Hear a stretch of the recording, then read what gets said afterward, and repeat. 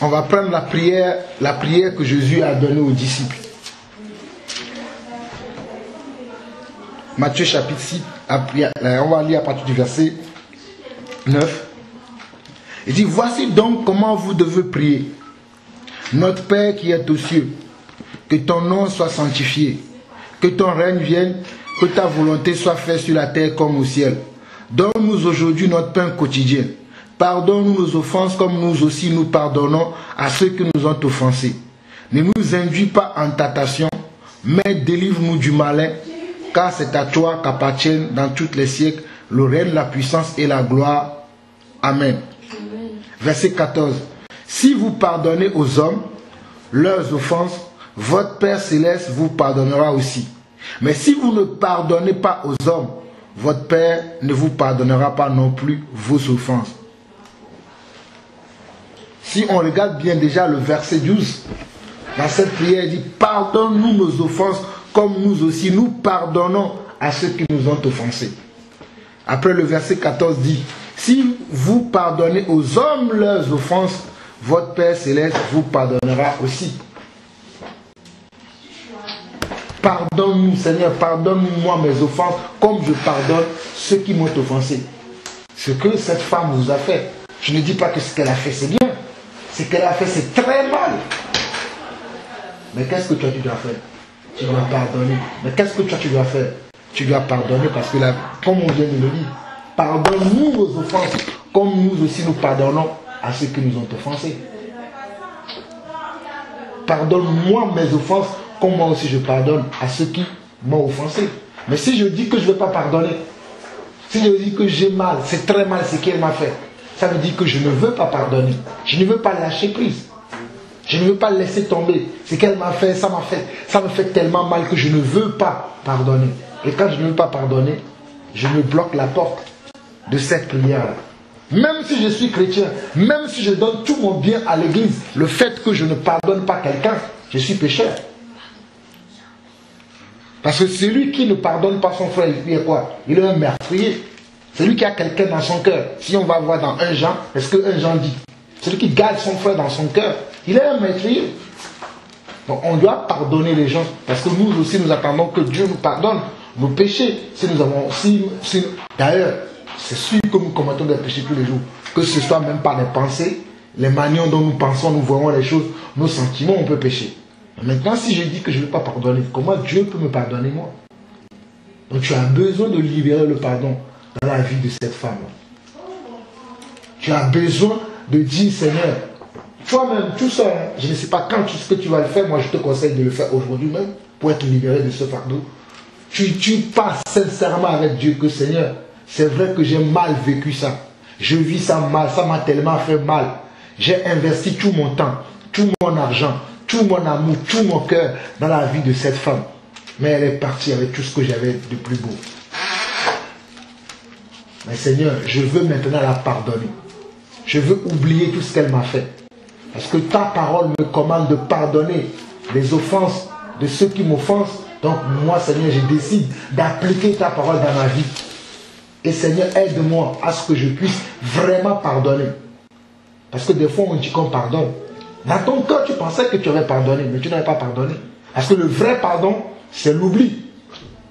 Imagine que si tu dis aujourd'hui que tu acceptes le Seigneur comme ton Seigneur et ton Dieu, et que le lendemain, tu vois le Seigneur qui réunit avec Saint Jean, qui dit, non mais Bruno, moi je ne vais pas le pardonner. C'est que tout ce que Bruno a fait, quand il est né, quand Bruno avait 1 an, il a fait ceci. Quand il avait 10 ans, il a fait cela. Quand il avait 20 ans, il a fait ça. Quand il avait 30 ans, il a fait ça. Bruno, je ne le pardonnerai jamais. Le Seigneur il dit ça avec ses anges. C'est ce que tu étais en train de nous dire tout à l'heure. Parce que nous sommes tes frères. Et tu étais en train de dire que non, ça, tu ne peux pas, c'est dur pour toi. Ça te bloque, ça te coince. Mais il faut pardonner. Le pardon est la clé de beaucoup de choses dans notre vie. Le pardon, ce petit, c'est un geste qui est difficile à faire. Mais moi j'ai appris à pardonner. Si je commence à te raconter mon témoignage maintenant, Peut-être tu dis que ce que tu as vu, c'est mal. Mais si moi, je commence à te raconter mon témoignage, tu vas dire, mais le gars là, il vient de loin. Et je sais de quoi je parle. Et effectivement, je viens de loin. Je ne suis pas né en France. Je viens de là. Ça fait 10 ans que je suis en France. Mais je bénis le Seigneur. Tout ce que Dieu fait dans notre vie, c'est point but. Ça m'a appris à pardonner, peu importe ce que la personne me fait. Et si on prend, il y a beaucoup de versets dans la Bible qui parlent du pardon. Je t'assure, beaucoup de versets. Si je prends le Seigneur Jésus lui-même, la Bible dit que de riche qu'il était, il s'est fait pauvre pour lui. Il était comment égal à Dieu. Mais il n'a pas regardé son égalité avec Dieu. Il s'est dépouillé lui-même pour prendre toi, tes péchés sur lui, moi, mes péchés sur lui, les péchés d'Hervé, ainsi de suite. Il a pris tout sur lui. Pourtant, lui n'a jamais commis aucun péché. Jésus n'a jamais commis aucun péché. Regardons ça dans 1 Pierre.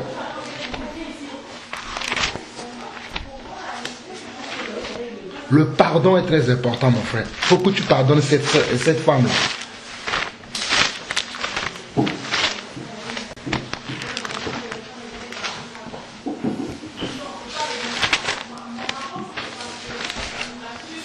On va prendre 1 Pierre chapitre 2.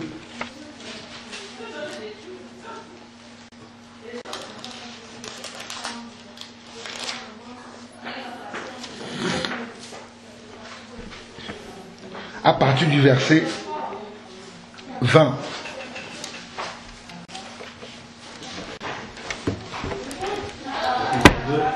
Un Pierre chapitre 2 à partir du verset 20.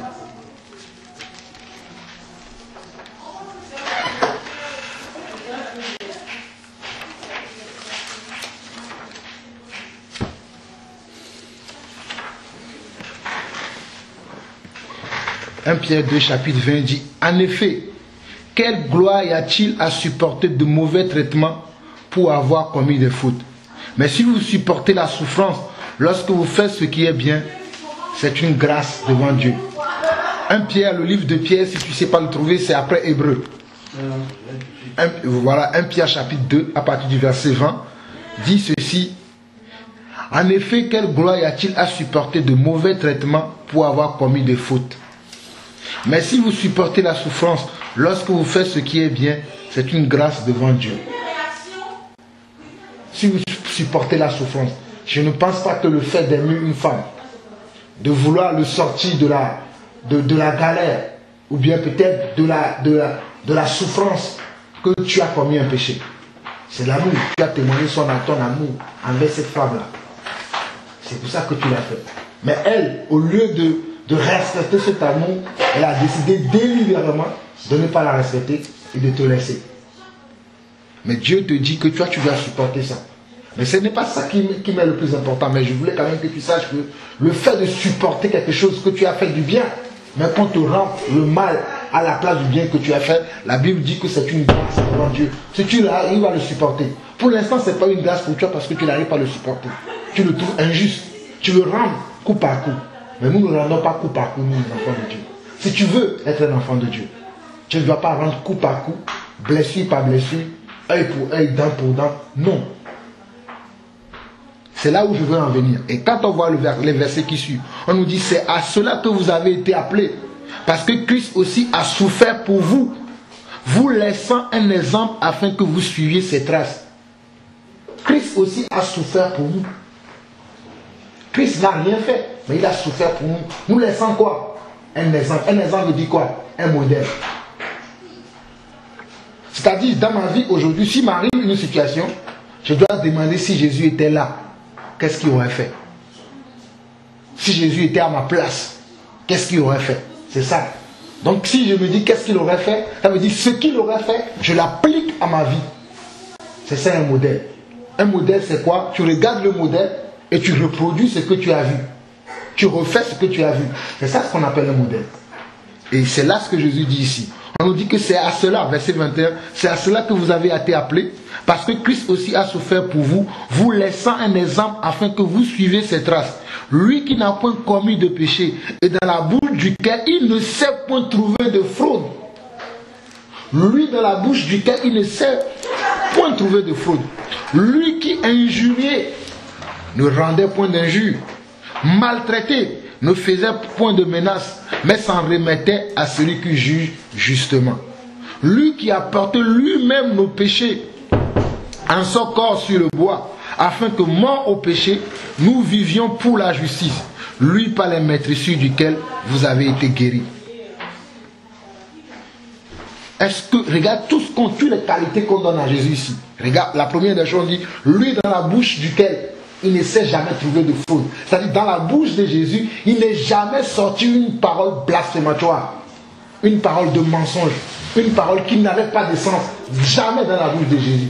Toutes les paroles qui sortaient de la bouche de Jésus étaient des paroles édifiantes, étaient des paroles de vie, parce qu'il était la vie. Amen. On dit dans la suite que lui qui injuriait ne rendait point d'injure. Mon frère, est-ce que la soeur là t'a fait? Ou bien la femme? Je ne peux pas dire que la femme là est une soeur, parce que je ne la connais pas. Ce qu'elle t'a fait, c'est presque une injure, c'est plus qu'une injure même. Mais est-ce que tu vas rendre l'injure? Question, à toi de le résoudre. Maltraité, elle t'a maltraité. Ça, c'est de la maltraitance. Quelqu'un qui va quitter, je dirais même un continent, pour aller dans un autre continent, chercher une femme, parce qu'il l'aime.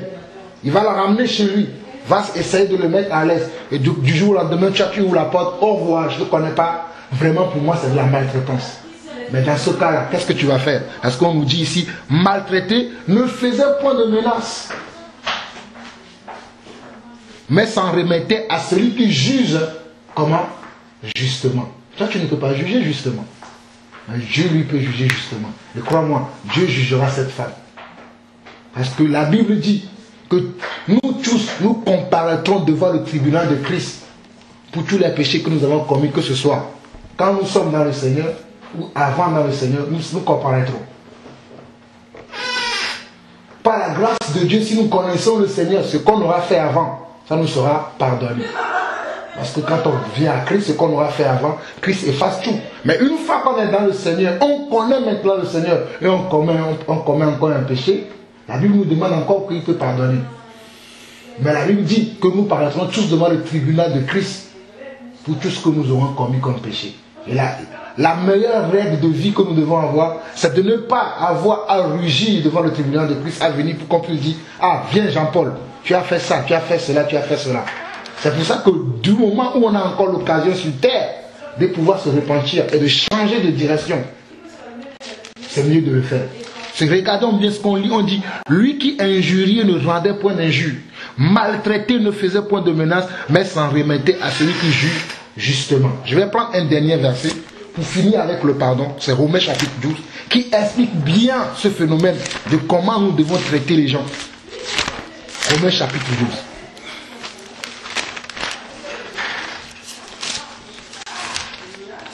Parce que si nous disons que nous sommes enfants de Dieu, ou bien si nous nous présentons comme enfants de Dieu, ou bien si nous nous positionnons étant enfants de Dieu, ou bien si nous voulons appartenir à la famille chrétienne, il faut déjà commencer à adopter la vie qui nous est réservée.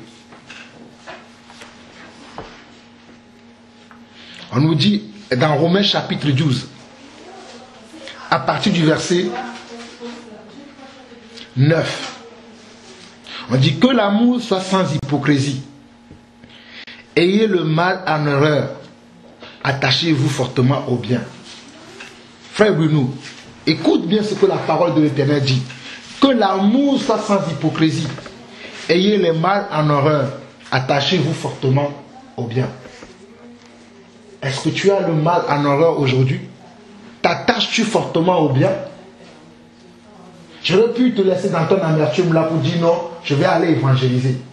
Mais je me suis dit non, la vraie évangélisation commence d'abord par toi. Amen. Au lieu d'aller toucher les jours, la vraie évangélisation commence d'abord par toi. C'est ça, apporter, c'est comment s'attacher au bien. Je vais aller parler aux autres, certainement que je vais gagner des gens. Mais toi, tu repartiras avec ton mal. Mais pourtant, Dieu t'a donné rendez-vous ici. Pour toucher ce mal-là qui te dérange. C'est pour ça que la Bible te pose la question. Est-ce que tu as le mal en horreur? Attaches-tu toi-même au bien? Et on continue. Par amour fraternel, soyez pleins d'affection les uns pour les autres. Par honneur, user de prévenance réciproque. Toi, tu l'as fait. Mais cette dame-là, elle ne l'a pas fait. Elle n'avait pas l'amour fraternel. Elle n'avait pas de sentiment pour toi. En d'autres mots, comme on dit dans le monde, elle t'a utilisé pour arriver à sa fin.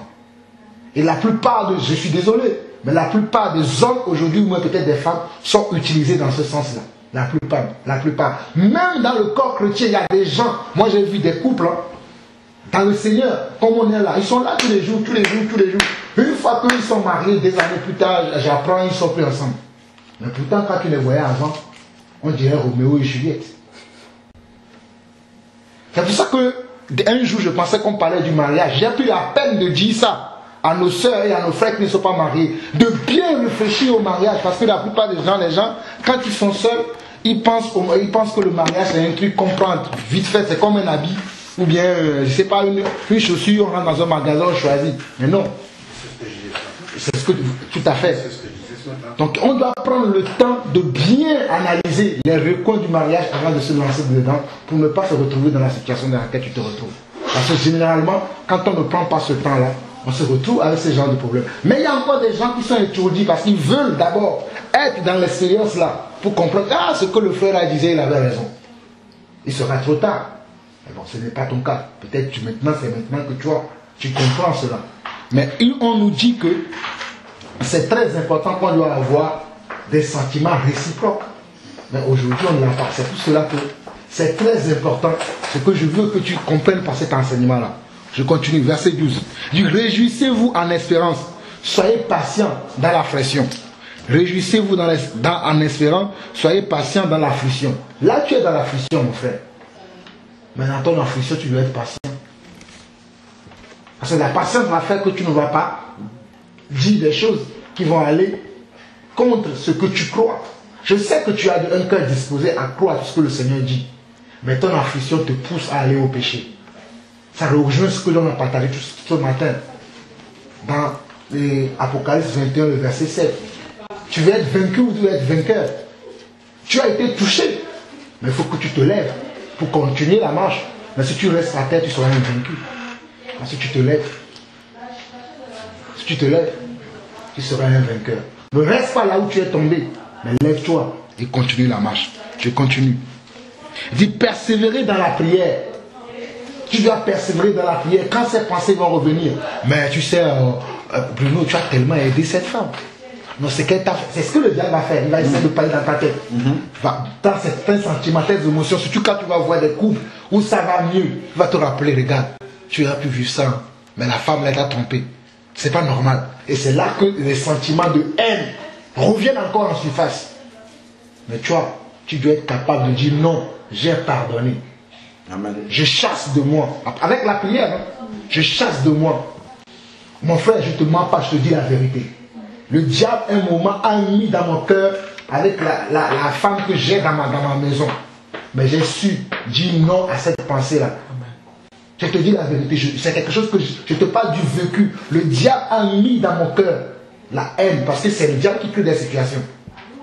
Dans nos familles, c'est Satan qui crée des situations pour voir comment est-ce qu'on va les gérer.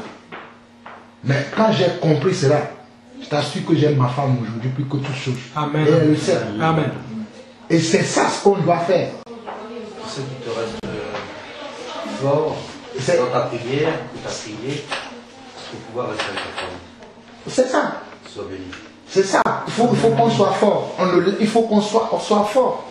Et le diable veut te détruire. Et pour te détruire, il faut qu'il trouve en toi une faiblesse. Parce que le diable se nourrit de notre faiblesse pour nous faire du mal. La faiblesse ouvre la porte à Satan d'avoir accès à nous. Regarde, manque de pardon, ça crée quoi? Regarde juste tous les péchés qui vont s'en suivre. Le manque de pardon. Premièrement, ça amène la haine. Après la haine, tu vas avoir de l'amertume dans ton cœur. Après l'amertume dans ton cœur, tu ne sais plus ce que tu fais parce que tout le temps tu es perturbé. Et après, ça va t'amener où?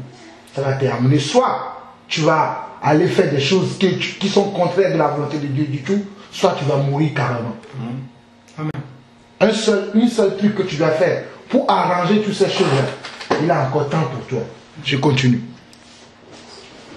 Il dit, pourvoyez aux besoins des saints, exercer l'hospitalité. Nous sommes dans ce cas. Le frère, il a pourvoyé à notre besoin. Il nous a exercé l'hospitalité. On est bien chez lui. On a bien profité de son chauffage. Verset 14. Il dit, bénissez ceux qui vous persécutent. Bénissez ceux qui vous persécutent. Bénissez et ne maudissez pas. Amen. Amen. Bénissez ceux qui vous persécutent et ne maudissez pas. Ta femme t'a persécuté, ça c'est la persécution. Tu aimes quelqu'un, tu vas te marier avec elle, tu t'en dis, ah bon, tu sais, je t'aime bien, mais comme je ne veux pas que tu sois loin, que moi aussi je sois loin, viens maintenant rester avec moi. Elle se lève du jour au lendemain, non, moi je ne veux pas rester avec toi. Non, c'est la persécution. Pourquoi au début tu ne m'as pas dit? Tu as accepté, on a signé tous les papiers, d'un coup tu sors. C'est une lâche. On l'a vu dans l'Apocalypse 1 aujourd'hui. Et les lâches n'hériteront pas le royaume des cieux. Mais est-ce que toi, tu vas laisser cette lâche-là qui est déjà partie te pourrir la vie alors que toi, tu as encore ta vie devant toi? Là, me pourrir la vie avec tout le monde. Parce que c'est elle qui me bloque dans tout ça. C'est elle qui m'empêche de prier. Parce que je la ressens. Tu vois, même excuse-moi, même quand c'est quelqu'un qui a prié, j'ai vu que tu priais pour moi. Parce que moi, j'ai senti. Le passage que tu priais, j'ai senti que ça commençait dans mon corps. Ça voulait partir, mais ce n'est pas parti parce que ça a bloqué. Amen. Parce que devant quand tu priais, il y avait quelqu'un qui t'a empêché. Et c'est cette femme-là. Mon frère. Je l'ai ressenti. Il y a un moment, je sentais, ça y est, je voyais que tu priais pour moi. Je sentais mes secousses. Et à un moment, tac, ça a bloqué. Parce que cette personne-là, elle continue à prier sur moi. Et elle continue à me faire du mal. Mon frère, cette dame-là te fera plus du mal. Amen. Amen. Quand l'église de Dieu s'élève, Satan est terrassé. Ma Bible me dit que Dieu nous a donné la capacité de pouvoir marcher sur toute la puissance de Satan. Amen. Non, mon frère, t'inquiète pas. Moi, je veux d'abord. Moi, je veux juste que toi, tu aies quelque chose dans ton cœur. Et à un moment, ta prière qui démarrait bien, je l'ai senti. Je commençais. Le corps commençait à se marcher. Et d'un seul coup, tac. On va prier pour toi tout à l'heure. On va encore prier pour toi. Mais la délivrance commence quand on reconnaît déjà son péché. Ça, c'est la vraie délivrance. La vraie délivrance commence quand on reconnaît son péché. Ton péché, c'est que tu ne veux pas pardonner cette dame-là, l'oublier totalement. Laisser tomber tout ce qu'elle t'a fait comme mal. Le mettre parce que dans un placard, tu risques d'aller le reprendre. Tu vas l'enterrer. Parce que quand on enterre quelqu'un, c'est fini. Tu l'enterres, tu l'oublies. Je dirais même que tu jettes dans un océan, dans une mer. Tu ne penses plus à ça. Oublie tout ce qu'elle t'a fait comme... Oublie. D'ailleurs, on va avancer dans le chapitre, comme ça tu comprendras mieux ce que je dis. Sois concentré. Je sais que tu es aussi beaucoup très émotionnel. C'est bien. Sois concentré sur ce que le Seigneur veut que tu comprennes aujourd'hui. Amen. On était où? Verset 14. Voilà. Il dit bénissez et ne maudissez pas. Maintenant, verset 15. Il dit réjouissez-vous avec ceux qui se réjouissent. Pleurez avec ceux qui pleurent. Tout à l'heure, quand tu as pleuré, moi, ça m'a touché. Je me suis dit, voici quelqu'un qui souffre. Pourtant, nous avons la solution à son problème. Amen. Nous allons le laisser encore pour dire, nous allons aller voir les autres. Je me suis dit, bon, je vais m'attarder sur toi d'abord. On a encore demain pour les autres. Mais toi, je ne sais pas ce qui va se passer peut-être à l'instant là. Peut-être cette nuit même, le Seigneur peut t'appeler. Après, on va dire, on n'a pas eu le temps. Mais on a le temps. Donc, profitons de ce temps. Verset 16. Il dit, ayez les mêmes sentiments les uns avec les autres. N'aspirez pas à ce qui est élevé, mais laissez-vous attirer par ce qui est humble. Ne soyez point sages à vos propres yeux. Des fois, on est comme on dit, laissez-vous attirer. Nous devons être humbles dans notre cœur. Qui es-tu que quelqu'un ne peut pas te faire du mal, ne peut pas t'insulter, ne peut pas porter la main sur toi? Ça fait mal à la chair quand quelqu'un va voir le grand Bruno. Je dis que ça fait mal quand quelqu'un va te dire ces choses-là. Ça fait mal à ta chair. Mais comme la Bible dit, soyez humble. Tu vas dire avec humilité, j'accepte cela. Je ne vais pas répondre. Comme on a vu dans 1 Pierre, que lui, qui, dans la bouche duquel on n'a jamais trouvé de faute, injurier ne rendait point d'injure. Je ne dis pas que c'est facile à faire en Bruno, mais tu peux le faire si tu décides de le faire. Moi, j'ai décidé de faire ces genres de choses-là. Je ne veux pas te dire que c'est facile pour moi, c'est dur, mais j'arrive. Même ma femme en ce moment, il me dit, mais je ne sais pas comment tu fais, mais tu as beaucoup avancé.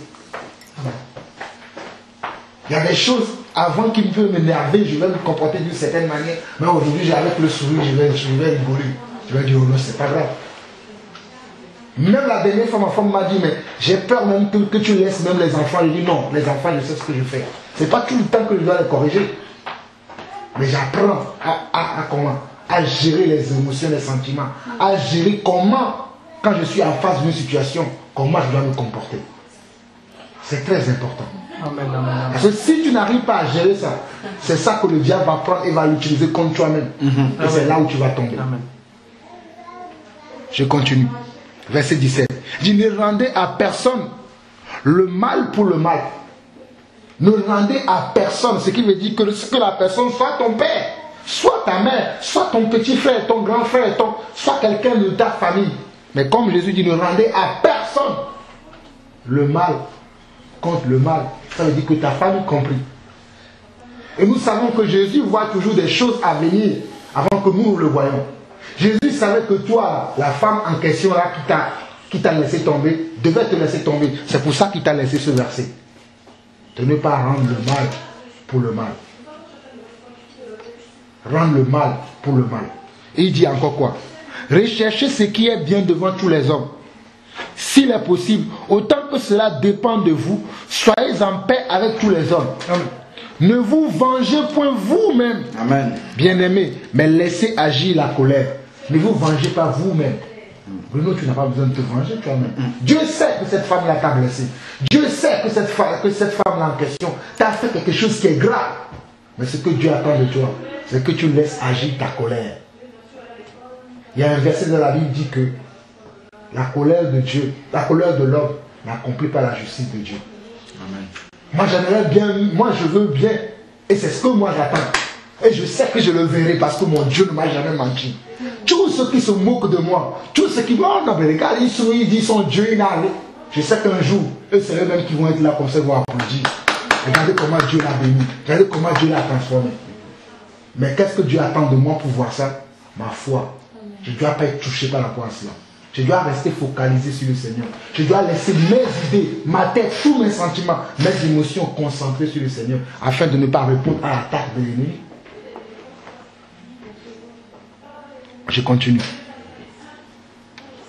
Ne vous vengez point vous-même, bien-aimés, mais laissez agir la colère. Car il est écrit, à moi la vengeance, à moi la rétribution, dit le Seigneur. La vengeance n'est pas à toi. Ce n'est pas à toi de te venger. Dans le monde, c'est comme ça qu'on faisait. Dans le monde dans lequel on vit, si elle veut maintenant, il me gifle, soit je remets la gifle, soit je vais passer à la police du Mans pour dire qu'il y a un monsieur ici qui m'a giflé. Mais selon le Seigneur, je dois en même temps la joue comment? L'autre jour, je dis, elle avait giflé là-dessus encore. Après, je lui dis merci, que le Seigneur te bénisse et je pars. Là, je serai en train d'accomplir la volonté de Dieu et Dieu lui va le rendre ce qu'il m'a fait. Mais si, sur le coup, ma chère dit non, regarde, même Hervé, tu es plus costaud que lui, rends-lui encore, même donne-lui un coup de tête et que je fais ça, je n'ai pas accompli la justice de Dieu. Et c'est cela que Satan veut que tu fasses. C'est pour ça qu'il te bloque. Mais toi, tu dois sortir de là. Amen. Amen. Tu dois aller de l'autre côté. Parce que Dieu a un bon plan pour toi. Dieu t'aime beaucoup, crois-moi de nous. Regarde ici, amen. Tu es la seule, peut-être de couleurs différentes parmi nous. Mais c'est parce que Dieu a un projet pour toi. Amen. Dieu a un plan pour toi. J'ai l'habitude de dire ici dans ce pays-là que ce n'est pas toutes les personnes de ta couleur qui croient en Dieu. Mais pourquoi toi tu crois? Parce que Dieu a un projet pour ta vie. Il a un plan pour ta vie. Donc ne passe pas à côté parce que quelqu'un t'a blessé, quelqu'un t'a fait du mal. Et ce quelqu'un-là, c'est encore cet ennemi-là qui ne veut toujours pas que tu rentres dans le projet de Dieu, le plan de Dieu pour ta vie. Je continue le verset, on a presque fini. Mais si ton ennemi a faim, donne-lui à manger. S'il a soif, donne-lui à boire. Car en agissant ainsi, tu amasseras des chardons ardents sur ta tête. Ce qui veut dire que même si la femme là en question qui t'a fait du mal, là revient même aujourd'hui pour te demander de l'eau à boire, ne va pas dire non mais tu m'as traité depuis des années, pourquoi tu viens me demander de l'eau? Donne-lui même de l'eau, serre-lui même 2 verres, 3 verres. Donne-lui même, achète-lui un pack d'eau, rentre avec ça, que mon Seigneur te bénisse. là, Dieu saura que tu as compris la leçon. Amen. Mais si tu te rappelles de ce qu'elle t'a fait, tu dis, ah, malgré ce que la femme là m'a fait, elle revient encore profiter de moi. Je ne lui donnerai jamais d'eau. Là, je vais profiter maintenant pour faire ma vengeance. Là, tu n'as pas compris. C'est pour ça que vers la fin du verset, il dit, ne te laisse pas vaincre par le mal, mais surmonte le mal par le bien. Amen. Dans Genèse chapitre 4, Dieu dit à Caïn que le péché couche à ta porte. Quand Abel et Caïn, ils ont fait un sacrifice à Dieu. Dieu a agréé le sacrifice de qui? D'Abel. Mais Caïn, Dieu n'a pas agréé son sacrifice. Donc il a commencé à avoir quoi? La haine, l'animosité a commencé dans son cœur. L'amertume a commencé. Dieu a vu cela.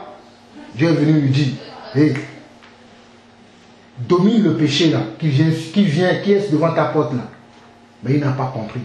Finalement, il a tué son frère. C'est pour ça que je te dis, saisis cette occasion que Dieu te donne aujourd'hui. Amen. De laisser de côté tout ce que cette dame-là t'a fait. De l'oublier. C'est possible d'oublier. Si ce n'est pas possible d'oublier, pourquoi Jésus va écrire cela? C'est parce que c'est possible. C'est parce que tu peux pardonner. C'est parce que Dieu veut te libérer par ton pardon. Tu peux oublier, Bruno. Tu peux laisser tomber. Comme le verset dit, ne te laisse pas vaincre par le mal. Mais surmonte le mal par quoi? Par le bien. Et n'oublie pas que nous avons déjà dit précédemment que pardonne-nous nos péchés. Merci Seigneur. Matthieu chapitre 18. Regarde, Dieu dit encore quelque chose là-bas. Matthieu chapitre 18. Je pensais que j'allais finir. Mais si Dieu me dit d'insister, c'est pourquoi. Matthieu chapitre 18. Il y avait Pierre qui a posé une question à Jésus.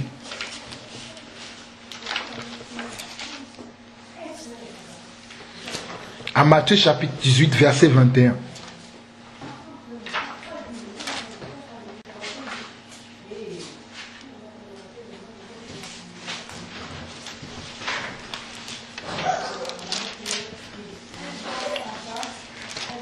Matthieu chapitre 18, à partir du verset 21, dit ceci. Après, je laisserai mes autres frères s'ils ont quelque chose à dire, avant qu'on ne parle maintenant de la nouvelle naissance. Matthieu chapitre 18, à partir du verset 21, et on va finir à verset 23. Ou même on peut lire jusqu'à la fin. Je suis ce que le Seigneur met dans mon cœur. Amen. Amen. On dit, alors Pierre s'approcha de lui et dit, Seigneur, combien de fois pardonnerai-je à mon frère lorsqu'il péchera contre moi? Sera-ce à 7 fois? Jésus lui dit, je ne te dis pas jusqu'à 7 fois, mais jusqu'à 77 fois, 7 fois. C'est pourquoi le royaume des cieux est semblable à un roi qui voulut faire rendre compte à ses serviteurs. Quand il se mit à compter, on lui amena un qui devait 10 000 talents. Comme il n'avait pas de quoi payer son maître, ordonnant qu'il soit vendu, lui, sa femme, ses enfants et tout ce qu'il avait, et que la dette soit acquittée. Le serviteur se jeta à terre, se prosternant devant lui et dit, Seigneur, aie patience envers moi et je te paierai tout. Ému de compassion, le maître de ses serviteurs le laissa aller et lui remit la dette. Après qu'il fut sorti, ce serviteur rencontra un de ses compagnons qui lui devait 100 deniers. Il le saisit et l'étranglait en disant, paie ce que tu me dois. Son compagnon se jeta à terre, le suppliait, disant, aie patience envers moi et je te paierai. Mais l'autre ne voulut pas, et il alla le jeter en prison jusqu'à ce qu'il ait payé ce qu'il devait. Ses compagnons, ayant vu ce qui était arrivé, furent profondément attristés et ils allèrent raconter à leur maître ce qui s'était passé. Alors le maître fit appeler ce serviteur et lui dit, méchant serviteur, je t'avais remis en entier ta dette parce que tu m'en avais supplié. Ne devais-tu pas aussi avoir pitié de ton compagnon comme j'ai eu pitié de toi? Et son maître irrité le livra au bourreau jusqu'à ce qu'il ait payé tout ce qu'il devait. C'est ainsi que mon Père Céleste vous traitera si chacun de vous ne pardonne pas à son frère de tout son cœur. Amen. Regarde comment la phrase finit. De tout son cœur. Tu as pardonné cette femme-là. mais tu n'as pas utilisé tout ton cœur. C'est pour cela que de temps en temps, ça revient dans ton cœur. Oh, regarde ce qu'il t'a fait. Elle t'a mal. Non, elle ne pouvait pas. Tu ne peux pas supporter ça. Comment elle peut agir comme ça? Mais aujourd'hui, de tout ton cœur, tu peux le pardonner. Amen. Regarde l'exemple ici. Cet homme devait 10 000 talents. Si je veux convertir, je ne sais pas ce que 10 000 talents représentent aujourd'hui. 5 millions d'euros. Voilà, on me dit 5 millions d'euros. Et l'autre, lui, devait combien? 10 euros. C'est 10 euros équivalent. Mais lui, il devait 5 millions. Il lui a dit, ah non, non. Le roi l'a acquitté. Mais lui, celui qui lui devait 10 euros, il a dit non, qu'il ne veut pas l'acquitter. Et après, quand l'histoire est revenue chez le roi, on a vu comment le roi a traité. Il a dit, tu ne peux pas agir comme moi j'ai agi avec toi. Et c'est ce que Dieu te demande aujourd'hui. Si tu crois que Dieu peut te pardonner, si tu crois que Dieu pardonne les péchés, est-ce qu'on sait que Jésus pardonne les péchés? Parce que la Bible dit que Dieu a tant aimé le monde afin qu'il croit en lui ne périsse point, mais qu'il ait la vie éternelle. Et nous savons que dans Romains 6, on nous dit que le salaire du péché, c'est la mort. Mais le don gratuit de Dieu, c'est quoi? C'est la vie. Et si tu veux avoir cette vie, il faut que tu aies quoi? Il faut que tu aies le pardon dans ton cœur. Il faut que tu arrives à libérer totalement le pardon dans ton cœur. Envers cette dame, et non seulement envers cette dame, mais avec toute personne dans ta vie que tu sais toi-même que tu n'as pas réellement pardonné. Peut-être que tu as vécu d'autres histoires similaires. Ou que peut-être dans l'avenir tu vivras d'autres histoires similaires. Mais il faut que déjà aujourd'hui, tu prépares cela en libérant dans ton cœur le pardon, en pardonnant les gens. Parce que le pardon est la seule chose qui peut ouvrir toutes les portes pour nous. Et si on ne les zeste pas, on sera coincé comme tu es coincé. Tu ne peux plus prier, tu es lié à cause du manque de pardon. Mais dans le nom de Jésus, par la parole de Dieu, je brise maintenant cette liaison dans laquelle Satan t'a tenu captif. Car Christ est apparu pour libérer les captifs. Aujourd'hui, même dans le nom de Jésus, que le Seigneur Jésus te libère. Que le Seigneur Jésus te libère maintenant même. Tout de suite, sur le champ, que Jésus te libère. Et pardonne cette femme. Pardonne cette femme. Je te dis encore, mon frère, pardonne cette femme. De tout ton cœur. Oublie ce qu'elle t'a fait. Oublie tout le mal qu'elle t'a fait. Pense à Jésus, qui n'a dû, lui, dans la boue duquel il ne s'est jamais trouvé de fraude, mais qui, accusé, ne se justifiait pas. Qui, injurié, ne rendait pas d'injure. Essaie de regarder l'image même de Jésus-Christ, ce jour-là, sur le chemin du calvaire. Comment on a mis la couronne de Christ sur sa tête, et les gens venaient l'insulter, cracher sur son visage. Toi qui es le Fils de Dieu, sauve-toi, libère-toi de ces gens-là. Et Jésus pouvait le faire, mais il ne disait rien. Donc regarde cette image, sers-toi de cette image-là pour te dire à toi-même que ce qu'elle m'a fait, ce n'est pas grave. Jésus a subi plus que cela. Jésus a subi plus que cela. Et ce matin, je pense que beaucoup de frères nous ont partagé ce verset, que nous devons avoir en nous les mêmes sentiments qui étaient comment? En Christ. Et que les sentiments là qui étaient en Christ, qui faisaient qu'il ne rendait point le mal contre le mal, puissent pénétrer ton cœur, tes pensées, tout ton être maintenant, au nom de Jésus-Christ. Au nom de Jésus. Au nom de Jésus-Christ.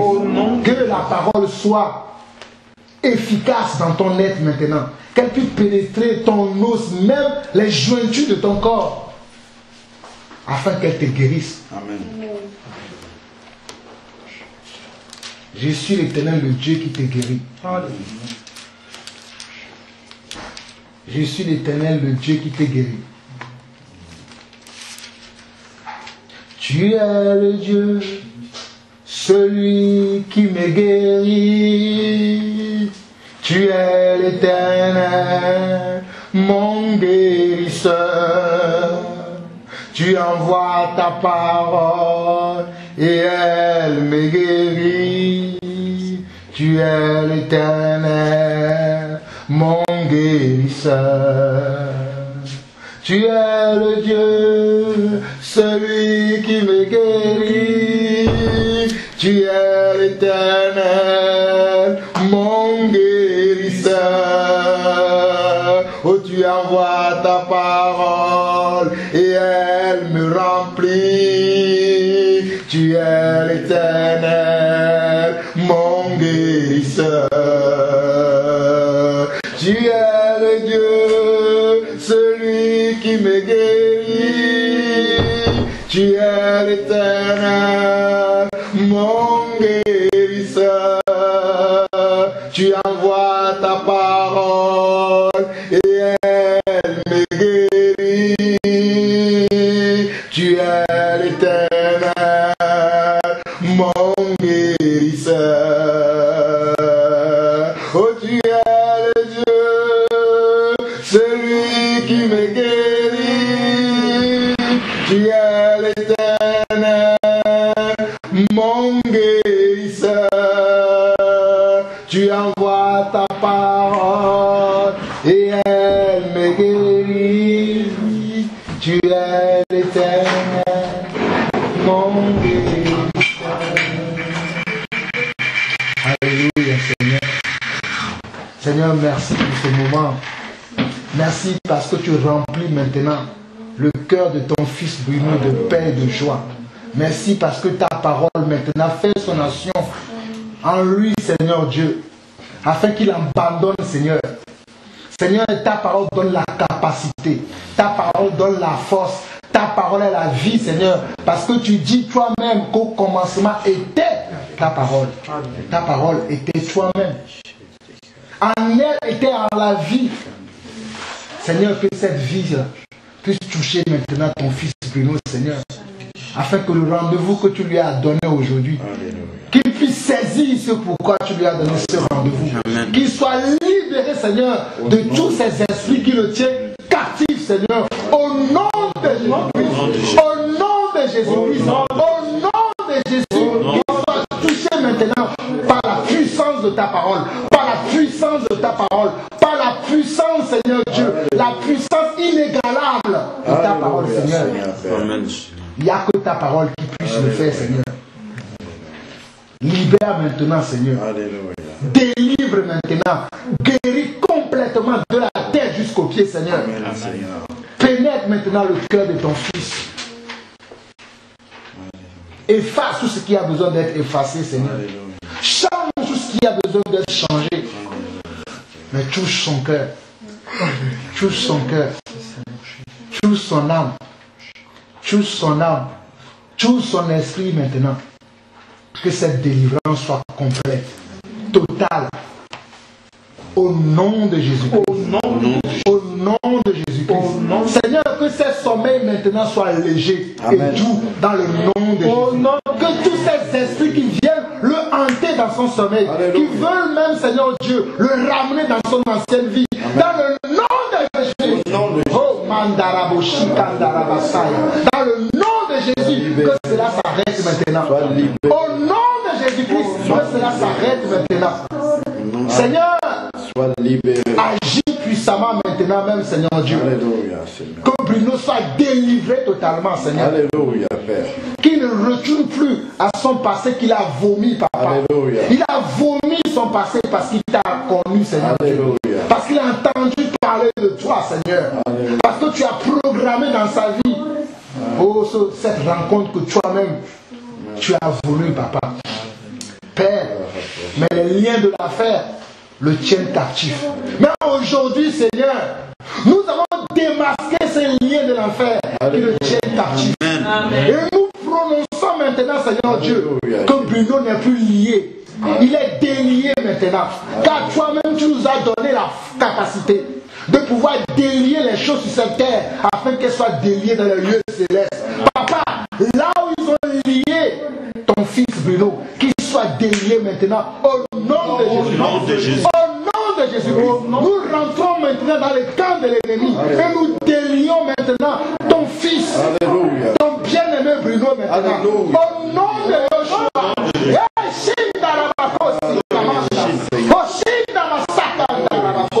Béni sois-tu, Seigneur. C'est toi le libérateur, Seigneur. Il n'est plus retenu. Sa tombe est vide dans le nom de Jésus. Parce que la résurrection est arrivée dans sa vie. La résurrection est arrivée dans la vie de Bruno. Merci, Papa, pour ce jour. Merci, Papa, pour ce jour. Merci pour cet instant. Merci pour ce moment. Merci, Seigneur Dieu, parce que tu libères ton fils. Amen. Oh, alléluia, Seigneur. Il y a de la joie dans le ciel, Seigneur Dieu. Quand un de tes enfants, Seigneur, se tourne vers toi. Et Bruno a décidé de se tourner vers toi. Alléluia. Bruno a décidé de se tourner vers toi. Quand il en avait assez avec ces liens qui l'empêchent d'avoir une communion avec toi, de te prier, Seigneur, de t'adorer, Seigneur. Seigneur, restaure sa vie de prière maintenant. Restaure sa vie de prière maintenant. Restaure sa vie de louange maintenant. Au nom de Jésus-Christ, Seigneur. Au nom de Jésus-Christ, restaure sa vie de prière. Restaure sa vie de louange. Restaure, Seigneur Dieu, sa vie de disciple, Papa, au nom de Jésus. Au nom de Jésus. Rends-lui capable maintenant. Rends-lui capable maintenant. Tout nous vient de toi. Pour toi. Et en toi, Seigneur. Merci, Seigneur, pour ce que tu fais. Merci, Seigneur. Seigneur, merci, Seigneur. Merci, Seigneur, parce que tu m'as montré, Seigneur, que ce frère avait de l'amertume dans son cœur. J'hésitais, Papa. Mais tu as voulu, Seigneur Dieu, qu'il soit libéré. Honneur et gloire à toi, Seigneur. Amen. Ta parole ne ment pas, Seigneur. Amen. Tu es le même hier et aujourd'hui. Merci parce qu'il est dégagé maintenant de cet esprit de l'amertume, Papa. Il n'est plus le lien de l'amertume dans son cœur, Seigneur. Maintenant, quand il va parler, Seigneur, ses paroles seront édifiantes, Papa. Alléluia. Cette amertume qui fait que même quand il parle, on sent qu'il y a encore quelque chose, Seigneur. Amen. Tu le guéris maintenant. Amen. Au nom de Jésus-Christ. Tout ce qui sortira de la bouche de Bruno maintenant sera pur, sera juste, sera vrai. Au nom de Jésus-Christ. Au nom de Jésus. Sera digne de louange au nom de Jésus-Christ. Au nom de Jésus. Merci, Seigneur. Sois glorifié. Au nom de Jésus. Amen. Amen. Amen. Je ne sais pas si des frères ont des choses à ajouter. Vraiment, je donnais juste deux paroles et un conseil pratique par rapport à ce que le frère a été conduit par le Seigneur pour dire à propos du pardon. Donc, je vais lire dans Marc chapitre 11, versets 25 à 26. Marc chapitre 11, versets 25 à 26.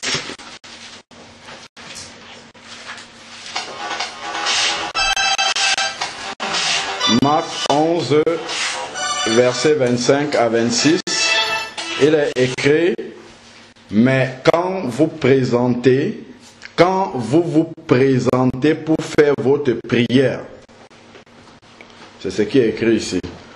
Pardonnez si vous avez quelque chose contre quelqu'un, afin que votre Père qui est dans les cieux vous pardonne aussi vos fautes. Que si vous ne pardonnez pas, votre Père qui est dans les cieux ne vous pardonne pas non plus vos fautes. Donc le pardon des péchés est basé déjà sur notre propre pardon. Dans la prière du Notre Père, le verset qui a été lu tout à l'heure, pardonne-nous nos offenses comme nous pardonnons à ceux qui nous ont offensés. Dans le texte original, c'est pardonne-nous nos offenses comme nous avons déjà pardonné à ceux qui nous ont offensés. Donc nous commençons d'abord, nous, par libérer le pardon, et le Seigneur fait de la même façon que nous avons fait. C'est ce que nous lui demandons. Donc je finis maintenant par Matthieu 5. Matthieu 5, versets 43 à 48. Vous avez entendu qu'il a été dit, tu aimeras ton prochain et tu haïras ton ennemi. Mais moi je vous dis, aimez vos ennemis, bénissez ceux qui vous maudissent, faites du bien à ceux qui vous haïssent et priez pour ceux qui vous outragent et qui vous persécutent. La puissance du pardon que tu vas libérer va commencer quand tu vas commencer à prier pour cette femme-là. C'est là que tu vas voir comment Dieu va commencer à détacher les chaînes de l'amertume en toi-même. Quand tu vas commencer à prier sincèrement pour elle, pour que Dieu la délivre, pour que Dieu fasse tomber les écailles, pour qu'elle voie le mal qu'elle a commis. Quand tu vas commencer à prier pour elle de cette façon-là, tu vas voir comment Dieu va agir à l'intérieur de toi-même. Parce que ça va te libérer en même temps. Parce que tant que tu penses à cette personne-là, tu restes prisonnier. C'est toi qui es prisonnier de cette personne. Parce que à chaque fois que son image te revient dans la tête, à chaque fois que le souvenir de ce qu'elle t'a fait de mal te revient dans la tête, tu la punis dans tes pensées. Tu es tout le temps en train de la punir, même si tu ne le dis pas, de la condamner. Et tant que tu fais ça, tu restes encore dans la captivité. Tu restes encore dans les liens. Et si le Seigneur nous donne ces exhortations-là, c'est pour que nous soyons totalement libres. C'est quand tu vas libérer totalement ce pardon-là, tu vas libérer les prisonniers. En fait, il ne faut pas que dans ton cœur qu'il y ait des prisonniers. Quand tu vas la laisser sortir, jamais elle ne pourra t'empêcher de prier. Jamais elle ne pourra pas faire ça.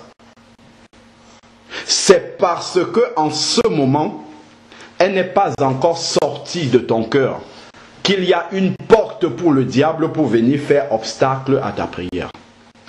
Mais dès que tu l'auras laissé partir, en fait, tu auras rendu au diable ce qui lui appartient et il n'aura plus absolument aucune autorité pour revenir dans ta vie. Absolument aucune. La porte sera fermée et la clé jetée dans l'océan. Donc c'est ça qui lui donne accès. Et le siège même du combat spirituel le plus important, c'est dans la pensée. C'est là que le malin nous attaque. Vas-y, fais ceci, le frère en parlait. Regarde, on ne peut pas te piétiner comme ça, on ne peut pas t'humilier. Regarde, toi tu n'as rien fait.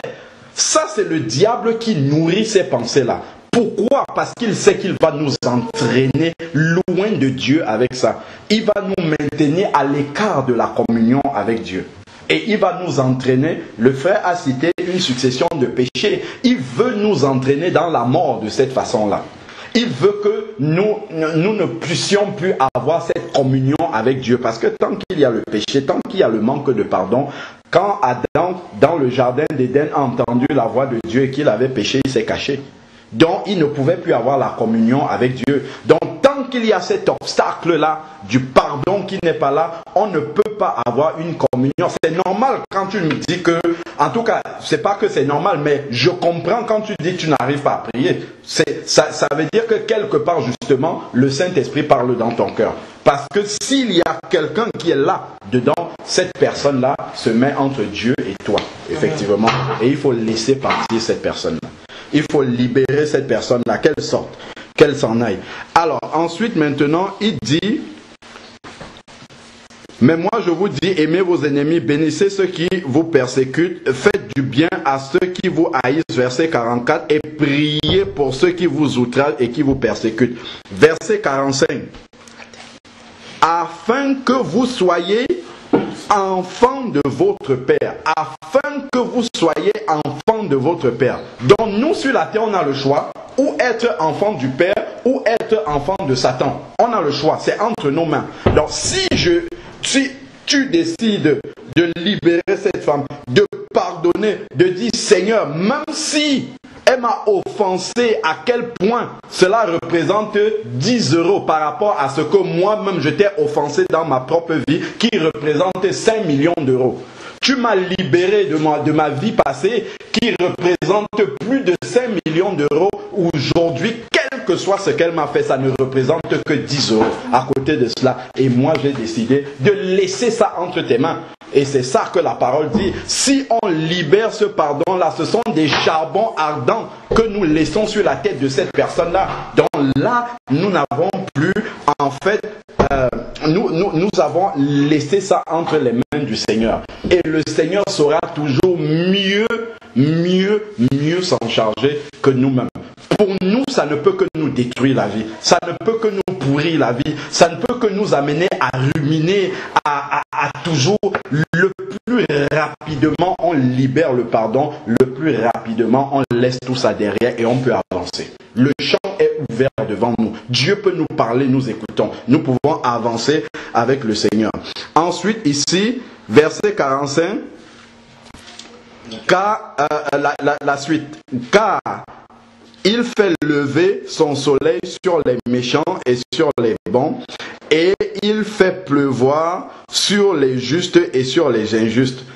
Car si vous aimez ceux qui vous aiment, quelle récompense en aurez-vous? Les péagers même n'en font-ils pas autant?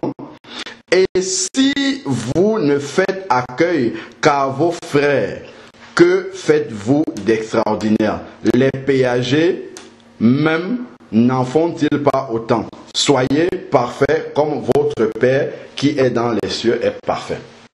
Maintenant, comme conseil pratique, ce que je peux te donner comme conseil pratique, c'est si tu as l'opportunité, prie, demande au Seigneur de te donner la maîtrise de toi, de te vider déjà de cette amertume-là. Prends un rendez-vous avec cette femme-là. Parle avec elle. Dis-lui, tu m'as fait, je t'ai fait ceci. C'était dans une très bonne intention. Mais toi, regarde ce que tu m'as fait. Tu m'as beaucoup blessé. Tu m'as fait beaucoup de mal. Mais aujourd'hui, le Seigneur m'a guéri. J'ai décidé de te pardonner. Tu laisses ça entre ses mains. Tu vas voir ce que le Seigneur va faire. Ça, c'est la meilleure preuve de pardon que tu peux faire. Et là, tu vas voir instantanément la délivrance qui va venir profondément. Parce qu'elle pourra être devant toi comme ça. Mais il n'y aura plus rien dans ton cœur vis-à-vis d'elle. Mais c'est elle qui sera gênée par rapport à toi. Parce qu'elle sera punie. Elle sera punie. Parce que ce que tu dis, c'est vrai. Dans tes paroles, ce que tu as dit, c'est vrai. Amen. C'est vrai parce que Jésus dans la barque regagna l'autre rive où une grande foule s'assembla près de lui. Il était au bord de la mer. Alors vint un des chefs de la synagogue nommé Jairus, qui, l'ayant aperçu, se jeta à ses pieds et lui adressa cette insistante prière. Ma fille est à l'extrémité. Viens, impose-lui les mains afin qu'elle soit sauvée et qu'elle vive. Donc, Jairus va donc rencontrer Jésus et il adresse une prière au Seigneur. Voilà donc le Seigneur qui commence sa marche. Jésus s'en alla avec lui. Donc, Jésus va où? Il va chez Jairus. Et une grande foule le suivait et le pressait. Je veux m'arrêter là en disant, lorsque nous venions ici, moi, de toutes les façons, je n'étais pas au courant qu'il y avait Bruno ici au Mans, que l'on devait retrouver chez le frère Caliste. Donc notre marche était venir au Mans, évangéliser les personnes qui sont au Mans, faire tout, mais en aucun moment le Seigneur, j'avais en tête que je pouvais même trouver quelqu'un qui s'appelait Bruno. Nous sommes arrivés, on t'a rencontré et c'est là où le frère nous a parlé de toi. Toi-même, tu t'es présenté à nous et depuis, nous avons eu à cœur d'aller évangéliser depuis le matin. On voulait sortir, mais il y avait toujours quelque chose qui nous retenait. Donc, depuis le matin, on essaye, quand nous sommes allés chercher la sœur, on s'est dit, bon, on va aller une fois, mais jusque-là, non, on est revenu à la maison. Et ça veut dire que le Seigneur était en train de nous présenter justement un cas. Prenons maintenant le verset 25. Or, il y avait une femme atteinte d'une perte de sang depuis 12 ans. Donc, il y a là une femme qui est atteinte d'une perte de sang depuis 12 ans. Elle avait beaucoup souffert entre les mains de plusieurs médecins. Tu as présenté ton cas à plusieurs personnes, plusieurs êtres humains. Ils t'ont parlé, ils t'ont exhorté, ils t'ont donné des conseils humain. Cela n'a pas pu te guérir. Cela n'a pas pu apporter un soulagement à cette souffrance que tu endures depuis. Donc, elle avait beaucoup souffert entre les mains de plusieurs médecins. Parce que toute personne qui va te donner un conseil à gauche, à droite, non, il faut faire ceci, non, il faut faire cela, fais plutôt ça, elle est vraiment méchante, elle est comme ça, elle est comme ça, elle est comme ça. C'est des médecins, c'est des personnes qui veulent t'apporter un quelconque soulagement, qui veulent apporter un médicament à ce mal dont tu souffres. Elle avait dépensé tout ce qu'elle possédait. Regarde un peu la souffrance de la dame. Elle a vu les médecins, elle a dépensé tout ce qu'elle avait. Tu as dépensé tout l'amour que tu avais. Tu es allé toi-même, tu disais tout à l'heure, tu es tombé plus bas. Tu es allé jusqu'à l'humiliation. Tu es humilié, tu es ridiculisé. Tu t'enfermes dans ta maison toute une semaine. Un être humain, une créature divine. Tu es enfermé. Pourquoi? Parce que tu souffres. Comme cette dame était en train de souffrir. Elle a tout perdu. Même des amis. Je t'assure, c'est impressionnant de voir quelqu'un qui peut s'exprimer comme ça devant des inconnus. Ça veut dire, ça montre déjà la souffrance qui est en toi-même. Ça montre le degré de souffrance qui est en toi. Peut-être toi-même tu n'imagines même pas ce qui est en train de se passer à l'intérieur de toi. Quelqu'un ne peut pas parler de sa vie de cette manière avec ses tripes devant des inconnus. Ça veut dire qu'il y a quelque chose qui est en train de se passer. Il y a vraiment un miracle, une main tendue. Amen. Qui est devant toi. Amen. Et c'est à toi de saisir cette main tendue. Amen. C'est à toi, le Seigneur dit, je me tiens à la porte et je frappe. Si tu entends ma voix et que tu ouvres, j'entrerai chez toi. Mais si tu n'es pas prêt à ouvrir, le Seigneur va repartir et il te laissera dans ton état. Si tu es prêt à ouvrir cette porte, amen, le Seigneur entrera et il fera demeure dans ta maison. Ne demande plus qu'est-ce qu'il viendra faire ou ceci. Non, ce n'est plus là ton problème. Tout ce qu'il a dit, je frappe. Si quelqu'un entend ma voix et il entre, il dit j'entrerai chez lui, je souperai avec lui. Donc tu auras de quoi lui donner à manger et lui, il fera tout à ta place. Tu n'auras plus de questions à te poser. Toutes ces questions que tu es en train de poser, c'est parce que tu crois encore être capable de résoudre le problème. Tu n'es pas prêt à le lui donner. Or, c'est lui qui va porter cette charge à ta place.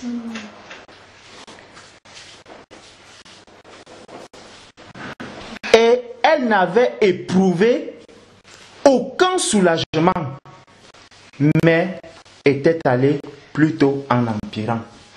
depuis que tu souffres de cela, depuis que tu en parles, depuis que les hommes t'ont apporté leurs conseils, qu'est-ce qui a changé en toi?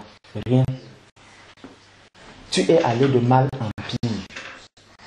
Tu es allé de mal en pire. Et c'est comme cela que du jour au lendemain, des gens se donnent la mort.